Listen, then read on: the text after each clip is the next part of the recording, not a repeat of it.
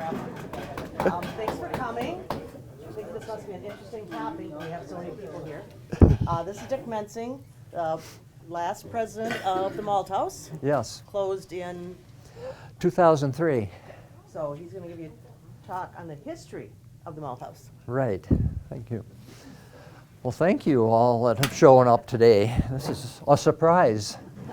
I'm going to start historically with Minnesota Malting Company. Historically starts back in 1868, and that was when my grandfather was born. And I don't have, other than the fact that he was born in Kansas City and his parents were from Germany. Some of the stuff I'm just sort of guessing at because I wasn't around that time. But anyway, and I hadn't looked up all that stuff. He started working in malting plants in a plant in Chicago, Illinois. But that was just the first one that he was working at. And over the years, he ended up in Milwaukee, in Madison, and in La Crosse, and even Red Wing. When he was in the Red Wing plant, that was called the Minnesota Malting Company. Our company is only Minnesota Malting Company. But I do know the Red Wing plant had changed its names at least once from that. The Red Wing malting plant is located right along 61, where the two motels have been put near the pottery. And Granddad was the vice president at that time and was living in Red Wing, because that's where my dad was born. And how long he was at Red Wing, I don't know. But he finally came to Cannon Falls because he wanted to start a malt house that would have the capacity of 1 million bushels a year. He started his first malt house that he was making in 1912. And he had a name on it, Commercial Malt and Grain. And I got, you can pass this around. That was in 1912. And he was heading for his target of 1 million bushels. Prohibition came in 1920. And that shut down just about every single malt house and brewery and distiller, all those, other than the ones that are in the woods. Yeah. So Granddad had to shut down his plant. Dick, And the picture that you're passing around, is that the location of the present malt house? yes, that's located there. If you take a look at it, it's taken from the south end of the railroad tracks, and you can see the railroad equipment directing into the railroad area that was being used at that time. Yeah, those windows are all shooting to the south. And they disappeared when he came back. Anyway, during Prohibition, he was working in a malt house in Winnipeg, so he didn't care if it was in the United States or a foreign country. But then, when Prohibition ended in 1933, he looked around for some people that would help with his financing on building a new, renovating that plant and making some new things with it. And let's see, finally, he started building in 1936 to the building that started where we are now. Granddad had he was keeping pretty good eyes on the malting industry because he would occasionally find a piece of malting equipment that was being taken apart from the closing, and he would buy it and ship it to Cannon Falls because he thought he could use it in the next plant. It wasn't anything significant, but it was just one of his things that he did. He did hire Dad and a lot of other people to help him put this thing together. And I remember watching Dad nailing 2x6s and 2x8s together to build this wooden elevator. And that wooden elevator is also on that plant, on that sheet that went around. It not only was an elevator, but it was also a storage area for barley and malt. Let's see here. Granddad died in 1958, and he had made the 1 million bushel plant about 4 years before he died. And so for him, that was the success. He lived in the same house that our family did, so I was with him quite a bit. And it was interesting at times, and sometimes it made me work.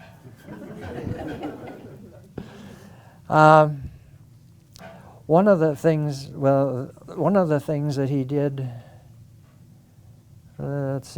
was in 1954, he started the A.R. Mensing Junior Scholarship for a graduating senior student from Cannon Falls.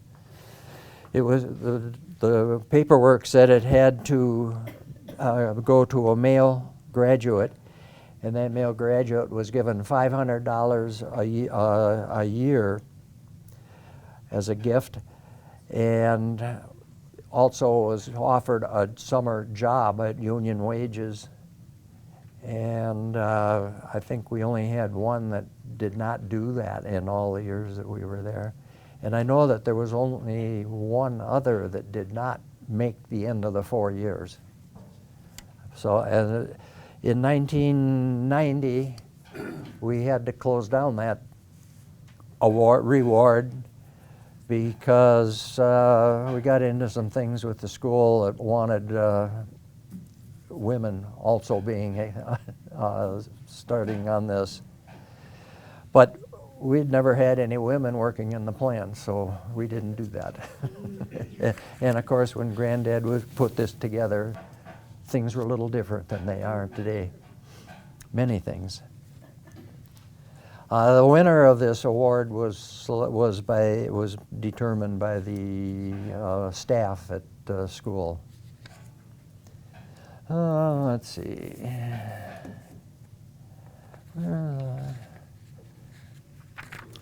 Some of the sons of the employees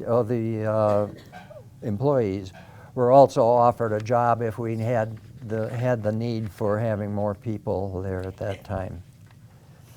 And I got selected there. The first day that I was there, Dad called me into his office, and he said, "Dick, I know you're working here at the malting company, and I'm the head of the malting company, but I'm not your boss. Lyle Wilson is your boss." And that was the end of his meeting.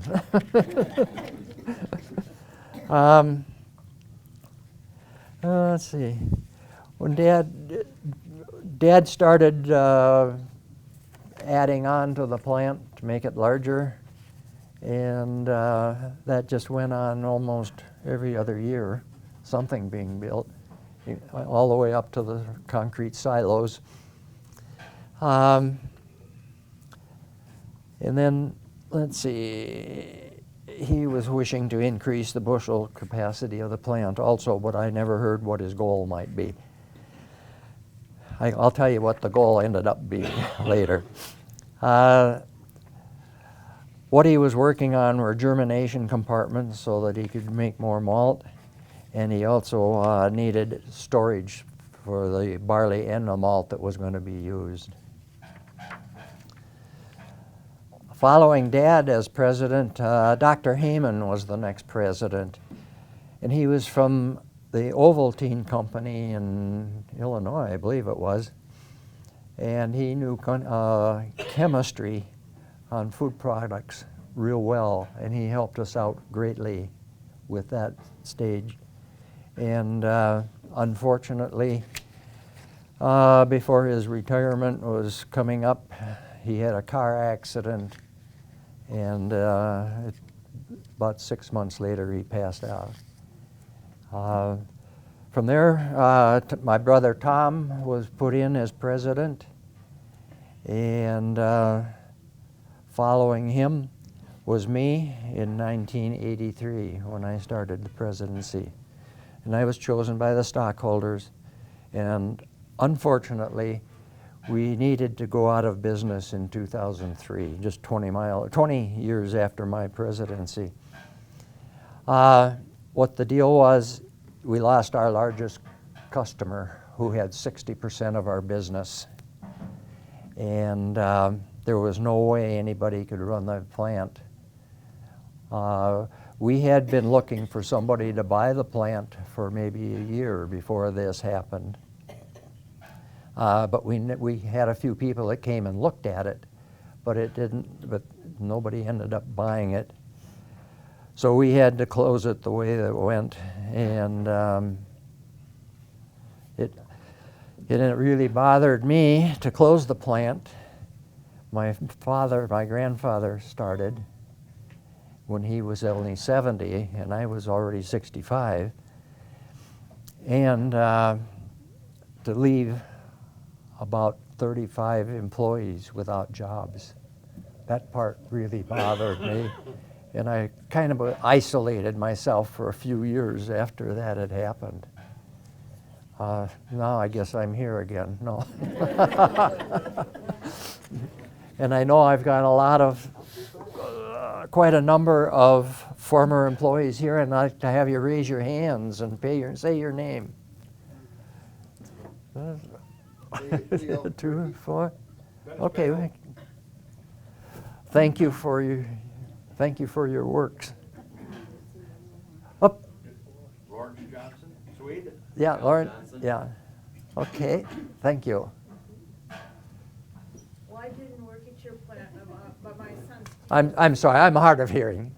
I didn't work at your plant, but Steve, my son, was a recipient of one of your scholarships, and we really thank him. Oh, okay. Was it well handled? It came out well. My son worked there. He didn't receive a scholarship, but he was able to get a job there. And Okay. what a wonderful opportunity for him to learn how to make coffee and set up. No, more than that. Here's some really weird jokes. Okay. Anything else? I didn't work there, but my mom worked there And her sister. and my sister worked there also for a number of years. Yeah, we had a great crew in the plant itself. When we were in full operation, well, all the time we were at 24 hours a day, 7 days a week, including Christmas and New Year's and Easter and all the other holidays. Our office building had a chemical laboratory plus an unusual, come on, Mensing. The office buildings had great chemical laboratories. The very first one was pictured in, the first building was pictured in that sheet that I'd sent around. It was only an office to begin with, but Lyle was hired to become a chemist, but he had to build the building first, and it was attached to that building. He also had done a lot of touring of other maltsters to see just what he needed to know. I should probably, he's not here, so he won't shoot me, I think. Dad when he decided we needed to have a laboratory, he knew we needed a chemist. So he went to the superintendent of schools at that time and said, do you have any graduating seniors, or I guess all seniors are graduating, that would like to have college education but cannot afford it? And the superintendent said yes, and told him that Lyle might be a good one.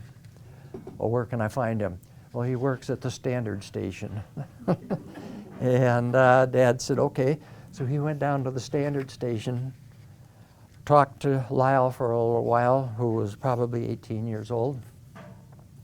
And he hired Lyle right there and told him that he was going to have to go around to these other breweries to learn the chemistries and then come back and put up 3 walls against another wall and put in a laboratory.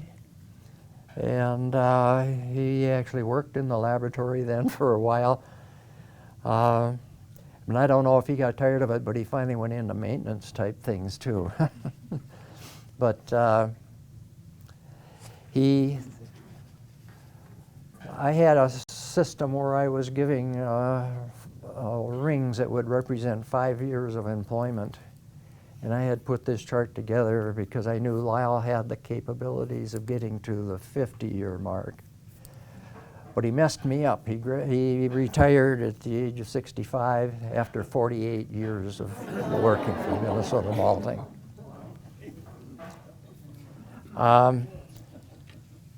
Let's see here. We, in the plant during our regular days, we had usually somewhere in the neighborhood of 40 to 42 people in the whole organization. I think that's about where we stand. You know, we're not standing anymore, I guess. But yes. Where did you ship your product? Where? Where did you ship your product? To just about every brewery Anheuser-Busch has in the United States. We also had, early in the game, one of our customers was shipping overseas. And we had to put the malt in bags, and a 100-pound bag of malt on my shoulder didn't work real well. Did you have any of that? Any of you guys have any of the bagging? No. You did, okay. Did you have it on your shoulder too? Yeah. Okay. Dick, who was the customer that kind of left, that caused you to have to go out of business? Anheuser-Busch was the customer that required this. He was, in addition to us buying barley for his malt, he also was buying malt, or barley rather, and having it shipped to us. And it would come to us in train loads of 26 rail cars. It took us a few days to empty those. But, and he claimed that the reason for it is our freight rate was the highest freight rate of any of the other maltsters. That was his excuse. Anything else? Okay. Hey. Who owns that property now? It is owned by the railroad out of up here somewhere. It's just a small railroad company. And they had been trying to get a customer or two in Cannon Falls, but without any success. And he bought it, or they bought it, and they've been doing hauling a lot of sand in, and also the molasses, which gave us some excitement here a few years ago. And I don't know what else he's hauling at the present time. Yes, John? I just wanted to comment, when I was teaching ag at the high school, I had an agronomy unit that I taught every year, and barley was one of our grains that I taught. teach the kids how the barley is processed at the high school. Then, for about 20 years, Dick hosted our kids down at the plant and walked them through every step that I taught them at the high school. So I want to thank you for that, Dick. You're welcome. Yes. This is probably a Just- dumb question, but I know what barley looks like. What does malt look like? I got something up here that might help you with that. I was going to be using it if I get into the rest of the product.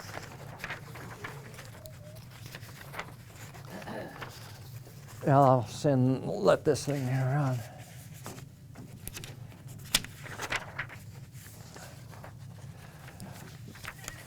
The top picture here is the germinated barley, and you can see the sprouts on the end of the kernel.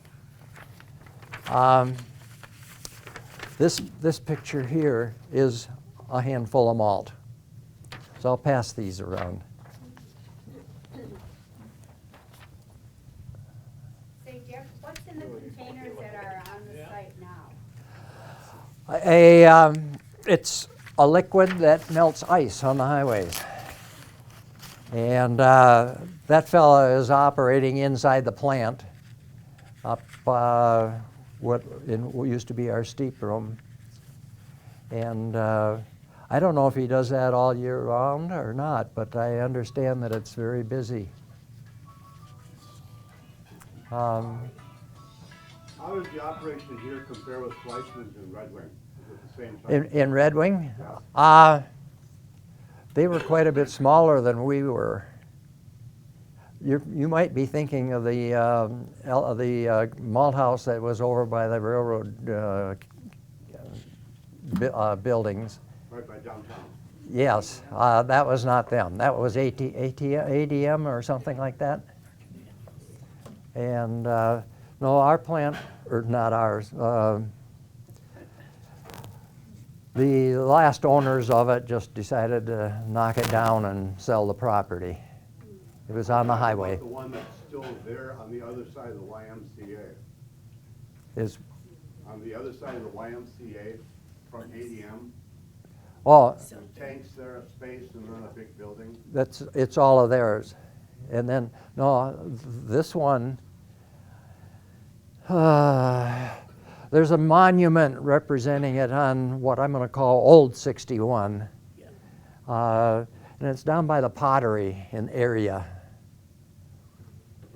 The building I'm talking about is still standing. It is not still standing.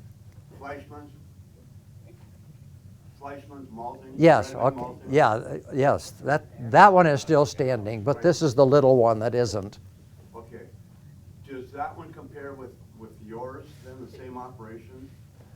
No, they had a little different thing. And I do have a particular thing.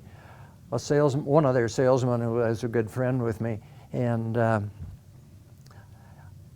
he asked me how many bushels we were making at that time, and I don't know what the answer was, but he just kind of laughed out and he said, "I think you probably spill more on the floor than we ship out."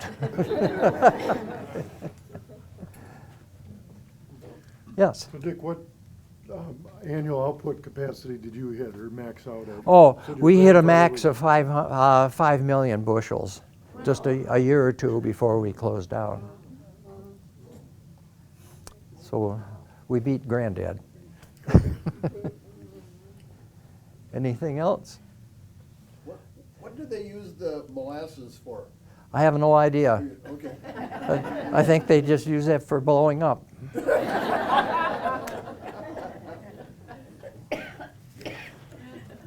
I don't think that blow up was responsible or was made by the product itself. I think it was equipment that was being serviced.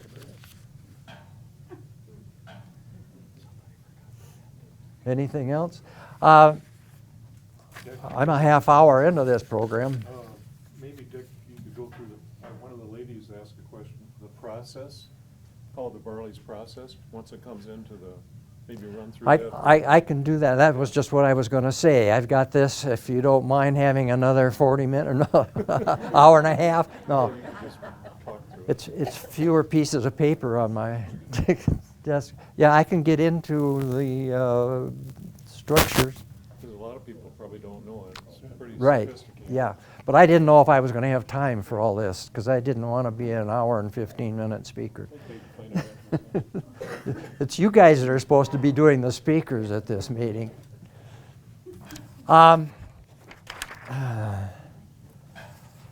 Okay, then, the first thing that a malt house needs, of course, is barley. And I've already mentioned that we were buying barley from the very beginning. In Granddad's era, as a little kid, I was allowed to sweep and shovel the barley out of the corners of the trailers that the horses were pulling in for. So I did have some early business too, but I wasn't employed. The first step is steeping. And I only have one of each of these pictures, but they are numbered, so if you have a question, you can give me a number, and I think I've got it written here. The first thing is the barley has to be, well, first of all, cleaned, but then it is put into a tank that looks like a funnel. It's about 12 feet in diameter, and I think it's about 12 feet in height, and then it comes down, tapers down to a discharge for the barley. That barley is put in there, and then the tank is also filled up with water. Barley that we were buying was in the neighborhood of 12% moisture when it came in, and we had to get this up to 40% moisture. So that's why it spent a day or two in water by itself. The watering was changed a few times during the day. And the picture that I've got for it shows the top of the tank with the water, and in this particular case, some air was being injected into the product too. But this is the top of the steep tank.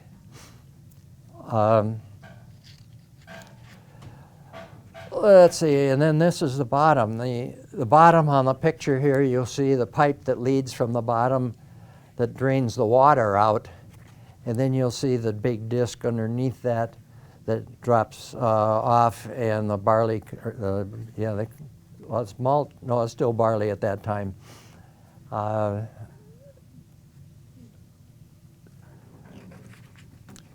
Let's see.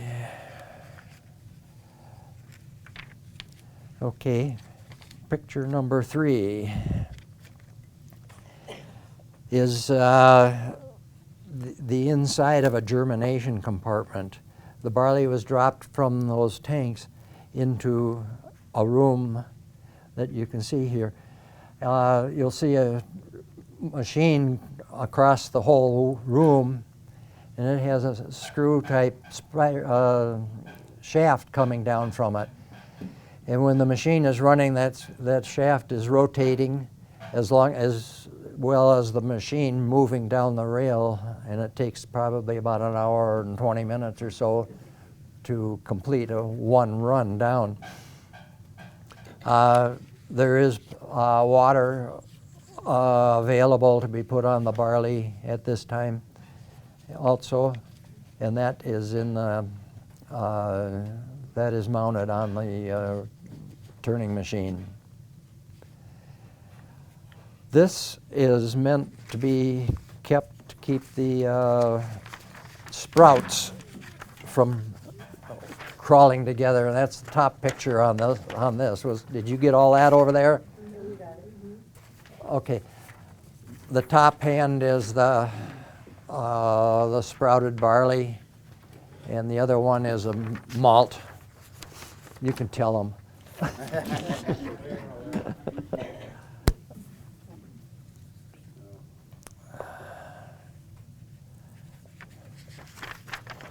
The next picture I've got is one of those turning machines traveling through the whole compartment and stirring up the barley. Yeah. And that part of the malting step is 4 days, 4 to 5 days. The let's see, what we maintain temperature at about 70-degree range, and we did that with air coming in from the bottom. And that germination compartment has a perforated metal floor also, and that's where the air comes up from. That'll help control the temperature. That let's see.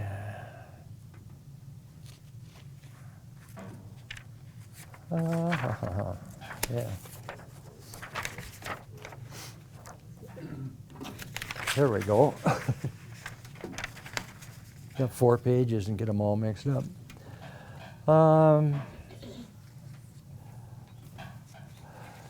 After the germination stops, we just change our airflow. Instead of coming in with outdoor air up through the barley, we close that off and we open up another area that is blowing in hot air up to 20 or 1200 degrees is what I've been told. It comes right out of the burner itself. It's all natural gas that used to be coal. But it's a lot easier to use gas. And that will take 24 hours to do the drying, down from 40% moisture down to the range that our customers wanted, which was 4 to 6% moisture. So that was quite a drying. Dick, what stopped the germination process? So the first step was adding moisture, Yep. and germinate. We continued the growth. The first step was to fill it up with water, the 40% moisture, so it would start growing, bringing it back to life again, so to speak. And when the sprouts started coming out, that's when we would put the malt down into the germination part there. Well, actually, quite a bit of the germination had already started at that point. Now we just needed to keep it there and let it grow a little bit. Barley ends up being a rather sweet product. If you want to know how to test barley or malt, just take a kernel of one, and if you can't chew through it, it's barley. But if you can chew through it very gently, yes, it's malt. So that's what this whole process is doing, because the brewers and the other customers are looking for a sweet product for their use. I might just say, what kills the barley is the heat. So it So what stops they're the doing germination. is they're tricking the barley, I call it. They think, the barley thinks it's gonna grow, and it does. It starts to germinate, and then they use heat to kill it after the. That's what the heat is for. Okay.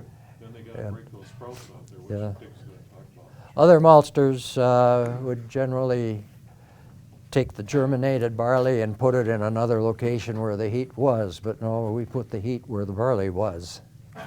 And that was something that Granddad had come up with too. Let's see, after the germination, we go to the kilning, and that's been described already. But that was a one-day process there too. And then we had to put the barley, or the malt, the finished malt, into the storage elevators. And we had an analysis of each batch. And when it came time to start getting ready to ship the barley out, or the malt out, our customers sometimes had certain varieties and other things from the chemical standpoint. So the man running the elevator for loading has to be told which bins to gravitate together so that the product in the rail car is what the customer wanted. So we had to keep track of exactly what we had in each elevator. All of our, well, almost all of our shipments these days, or those days, was with covered hopper cars, and there's some getting ready to be loaded, and here's one being loaded. Let's see.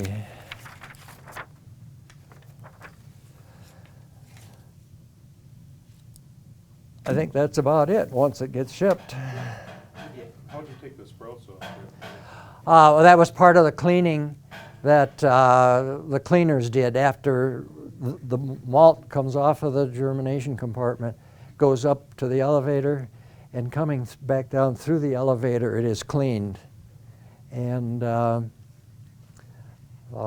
things that didn't belong in there, of course, came out during the cleaning. And what was your question again? What?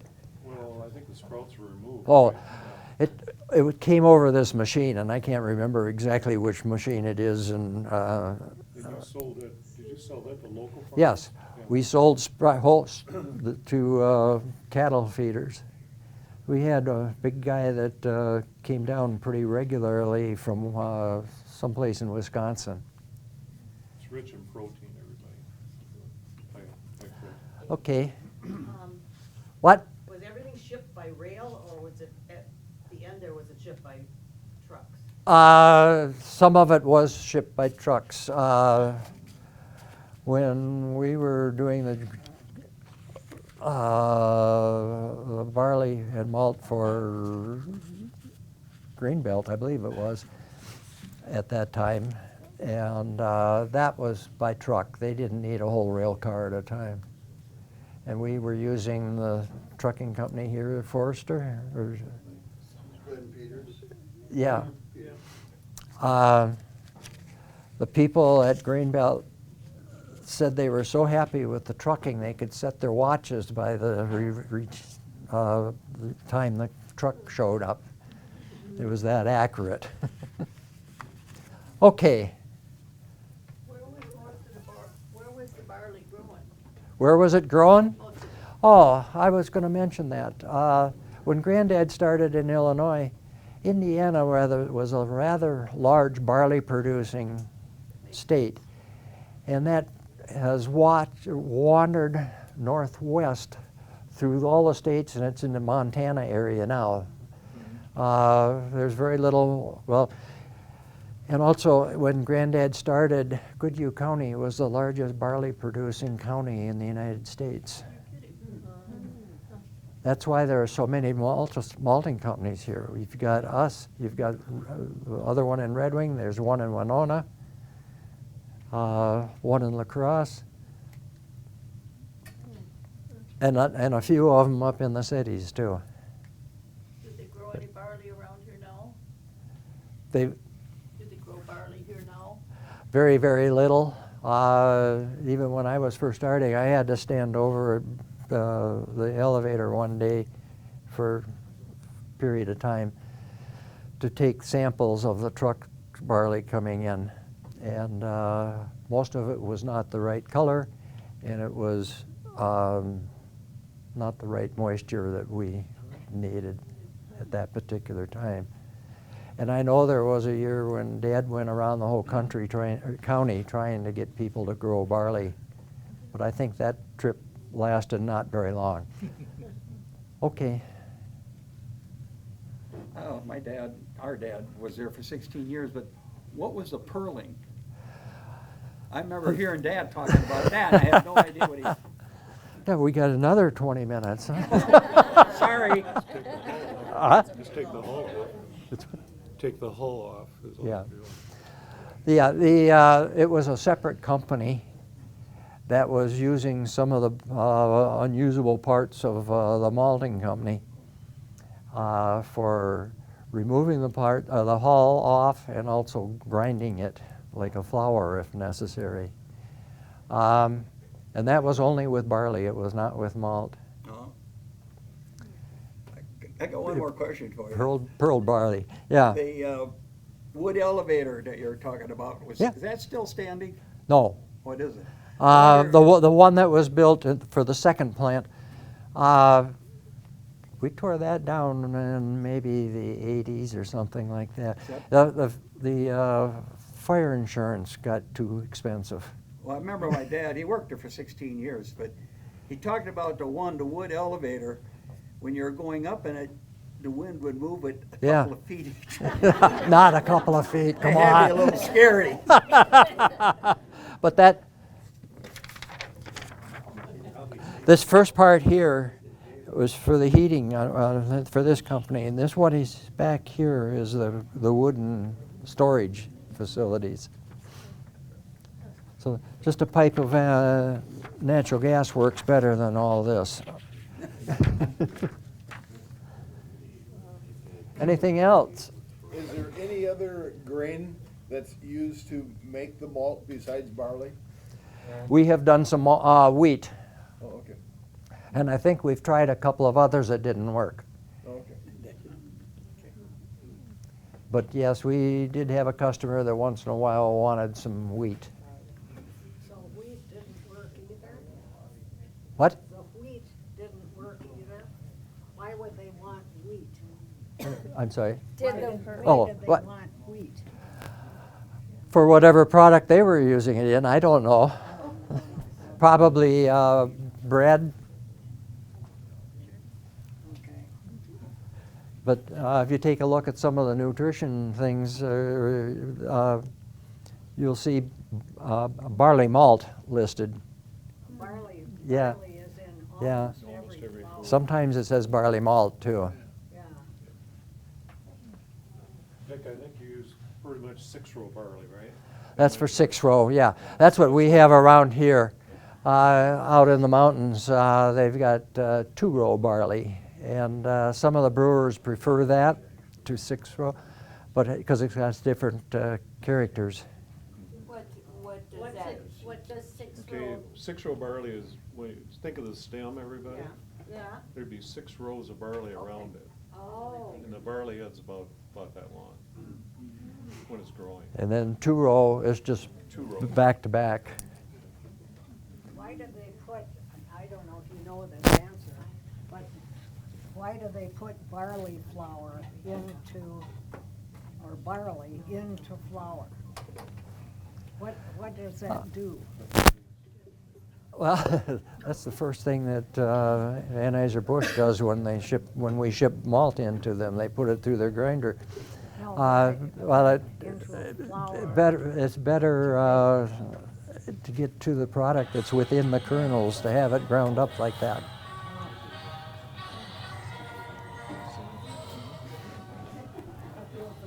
Okay. I think, Dick, too, most of your barley came from the Dakotas, didn't it? Came from where? North Dakota, probably? Yes, Red River Valley and either side of the valley itself. But there's hardly any barley growing along that area now. Did you contract with the farmers? No, we did not. We contracted with the grain companies because they could do some of the cleaning that we wouldn't have to do.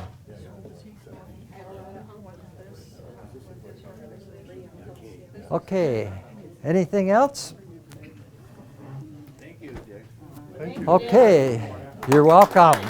Thank you for showing up. Maybe before we leave everybody, there's, the Mensing operation, and now recently struck me the Lawrence operation. These are icons in our industry, or our community. Lawrence Meats, Ed Lawrence has passed, I think a lot of you know him. Tremendous man. His sons are operating a big business up here now too. And the Mensing, so they've done a lot to our community. I think you'd give them a nice round of applause. Started historically back in 1868. Okay, I'm going to sit down. Who's next?